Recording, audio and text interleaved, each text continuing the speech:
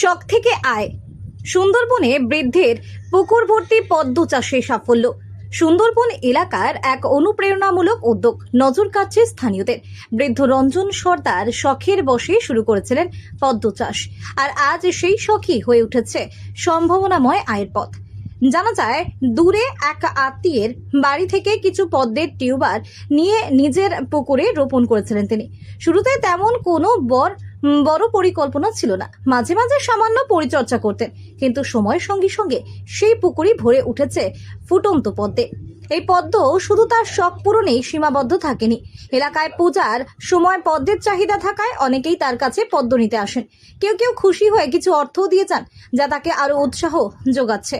রঞ্জন সর্দার জানান, ভবিষ্যতে তিনি এই পদ্ম চাষ বড় পরিসরে করতে চান। জায়গায় কুটুম বাড়ি গেছিলাম, দেখি পদ্ম ফুল ফুটে আছে, তারপরে এনে আমি ওই দুটো মতো গাছ এনেছিলাম, ছোট ছোট এটা চারা।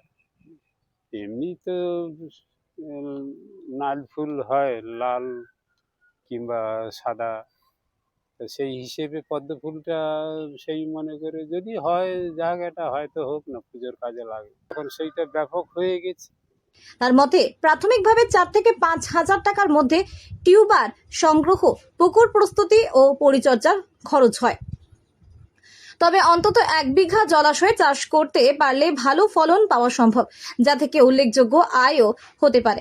বর্তমানে বাজারে প্রতিটি পদ্ম ফুল 30 থেকে 35 টাকায় বিক্রি হচ্ছে। ফলে সঠিক পরিকল্পনায় এই চাষ লাভজনক হয়ে উঠতে পারে বলে মনে করছেন তিনি।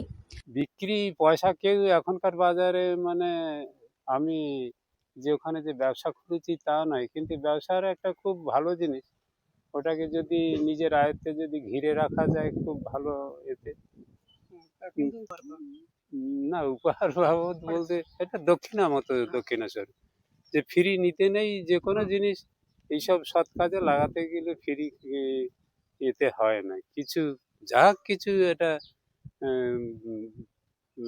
এটা হ্যাঁ, যে বলে যে কত দেবো, বলে খুশি আপনার, আপনি এটা না স্বেচ্ছায় যদি দিতে চান যাই হোক দেবেন।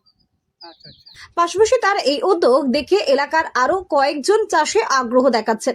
স্থানীয়দের মতে সঠিক প্রশিক্ষণ ও সহায়তা পেলে এই পদ্ম চাষ ভবিষ্যতে একটি বিকল্প আয়ের পথ হয়ে উঠতে পারে।